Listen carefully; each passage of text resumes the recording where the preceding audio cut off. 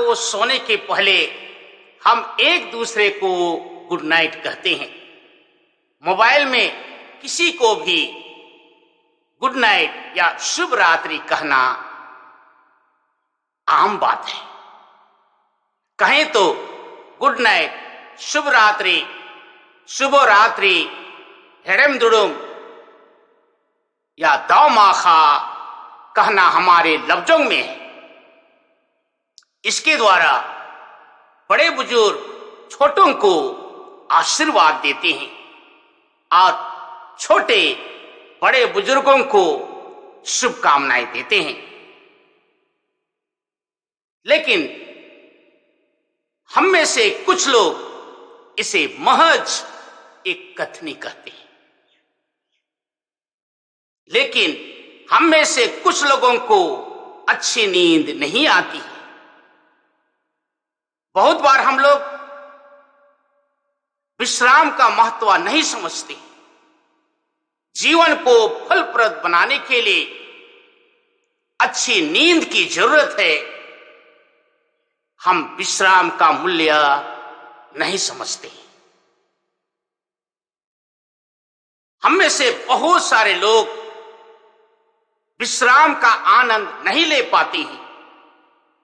बहुत सारे लोग विश्राम ही नहीं कर पाते और उनमें से कुछ लोग विश्राम के लिए दवा, दारू और मशीन का सहारा लेकर विश्राम करते हैं। मेरा एक दोस्त बहुत बड़ा आदमी है। उसे रात को नींद नहीं आती है, इसलिए फुटपाथ में सोए लोगों को, पेड़ की छाया में सुस्ताने वाले भाई बहनों को या जमीन पर सुंदर भाव से सोए हुए लोगों को वह फोटो खींचता है। कहता है, जब रात को मुझे नींद नहीं आती है तब मैं इन फोटो को देखता हूं और मेरी आत्मा को समझाता हूं कि नींद का मूल्य क्या है। सच कहें तो लंबी नींद के अलावा उससे भी अच्छा अल्प अवधि ही सही अच्छी नींद जरूरी है। आए दिन बहुत सारे लोग 10-12 घंटा सोने के बाद भी थकान महसूस करते हैं और पैरों को घसीटते फिरते हैं। धर्म ग्रंथ में ईश्वर के 10 आज्ञाओं का वर्णन है। उनमें से एक आज्ञा विश्राम के विषय में कहता है।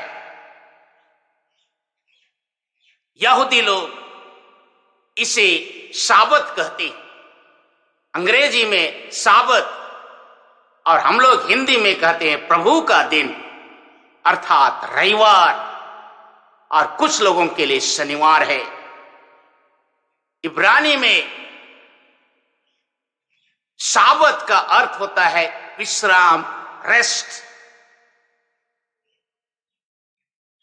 निर्गमन ग्रंथ अध्याय 20 और विधि विवरण ग्रंथ अध्याय 5 में विश्राम के विषय में हम पढ़ते हैं। लेकिन यह नहीं कहता है तुम्हें विश्राम करना चाहिए, लेकिन कहता है प्रभु का दिन पवित्र रखने का स्मरण कर। ईश्वर कहता है कि हम अपने विश्राम, आराम और शांति की नींद को पवित्र रखें। विश्राम को पवित्र रखने का अर्थ है हम अपने जीवन में संपूर्ण प्रयासों को ईश्वर के हाथों में रखने का समय पाएं, जिससे अपने परिश्रम,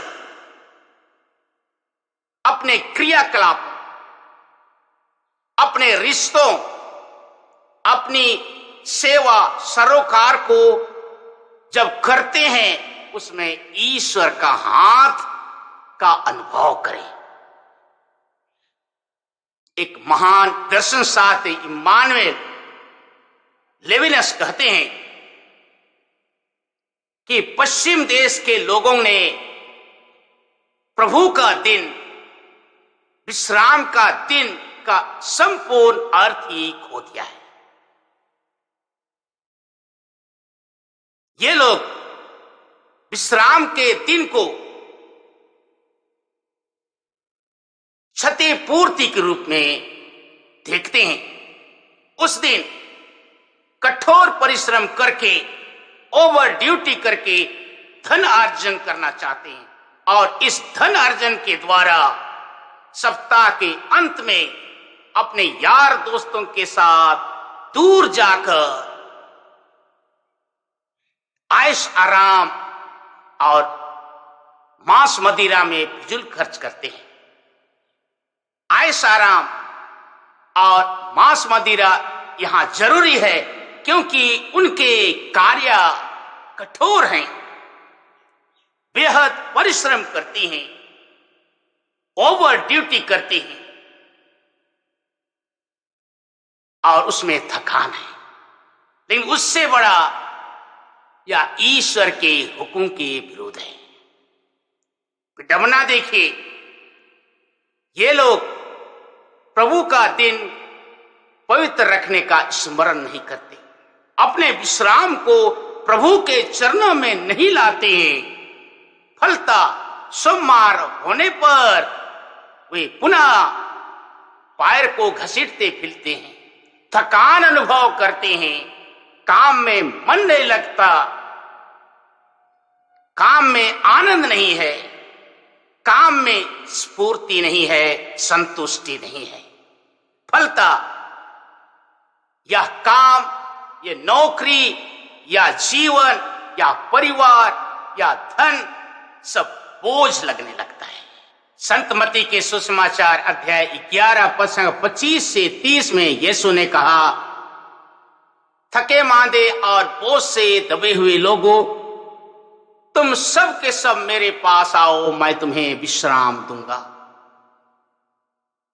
मेरा जुआ अपने ऊपर ले लो। यहां यीशु कहना चाहते हैं, मैं तुम्हें विश्राम दूंगा, लेकिन ईश्वर अपना जुआ हमारे ऊपर लादना चाहती है। उसके साथ परिश्रम में, उसके बोझ में थकान नहीं है। यीशु कहना चाहते हैं, जब तुम ईश्वर का जुआ उठाओगे तो उसका भार मेरे कंधों में होगा और तुम्हें शांति मिलेगी। कहने का अर्थ है, जब मैं परिश्रम करता हूं तो थकान ईश्वर को होता है, जब मैं जुआ उठाता हूं तो उसका भार ईश्वर के कंधों में होता है। प्रियजन, हम अपने कार्य को ईश्वर के सृष्टि कार्य का एक अंग समझें, क्योंकि ईश्वर ने संपूर्ण दुनिया को बनाया, श्रृंगारा, जिसे आप और मैं उसे जारी रखे हैं, क्योंकि ईश्वर ने हम प्रत्येक जन को अपना अनुरूप बनाया है। धर्म ग्रंथ कहता है कि कोई भी कार्य मनुष्य को अलग थलग करने के लिए नहीं, शोषण करने के लिए नहीं, और ना ही किसी प्रकार का दुख देने के लिए है।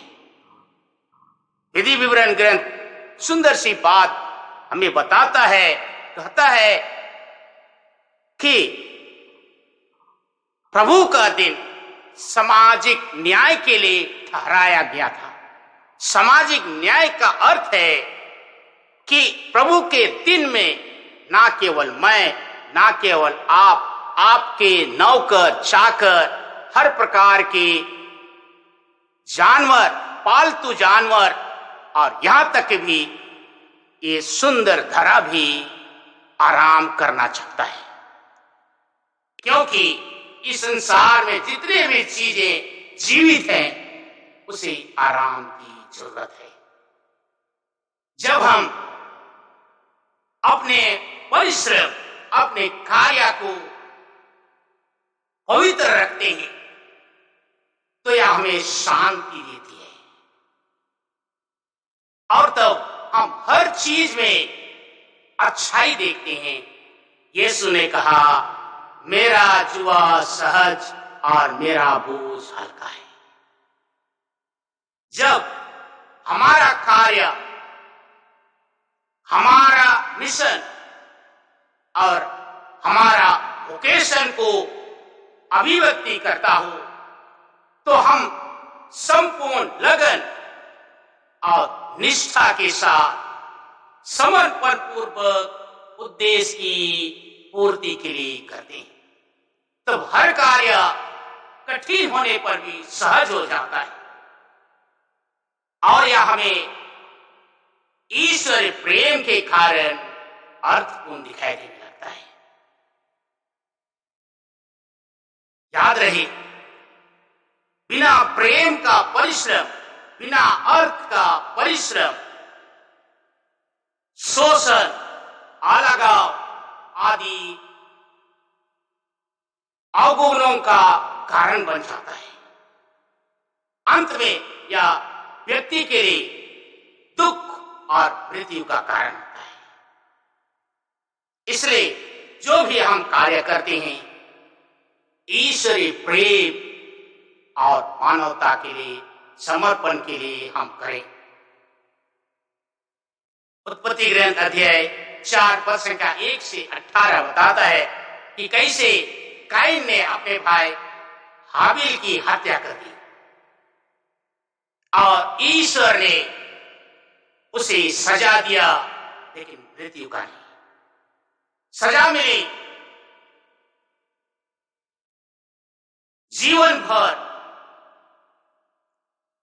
बेचैनी के साथ भटकना, यहां से वहां घूमना, कोई दिशा नहीं, कोई मार्गदर्शन नहीं, कोई अर्थ नहीं, कोई शांति नहीं, कोई चैन नहीं। मैं अपने जीवन में बहुत सारे धनी मानी लोगों को जानता हूं, नौकरीशुदा लोगों को जानता हूं। एक ऊंचाई को पाने के बाद वे जीवन में खोखला अनुभव करने लगते हैं। जीवन निराश, जीवन नीरस और जीवन व्यर्थ दिखाई देने लगता है। और ऐसे लोग बहुत बार हमें कहते हैं, न दिन में चैन है ना रात में नींद, जीवन बेकार है। प्रियजन, आप प्रत्येक जन को कहो, हर सप्ताह कम से कम एक बार प्रभु का दिन पवित्र रखने का स्मरण कर। गिरजा जाना और केवल छोटी प्रार्थना करना उतना ही पर्याप्त नहीं है। आप अपने जीवन को, अपने कार्य को, अपने समर्पण को, अपने परिश्रम को, दुख तकलीफ को, चुनौतियों को प्रभु के हाथ में समर्पण करने का समय पाइए और उस दिन आप विश्राम कीजिए, क्योंकि यह ईश्वर का हुक्म है, इसमें आपको आशीर्वाद मिलता है। ईश्वर आप प्रत्येक जन को आशीष दे। आमीन।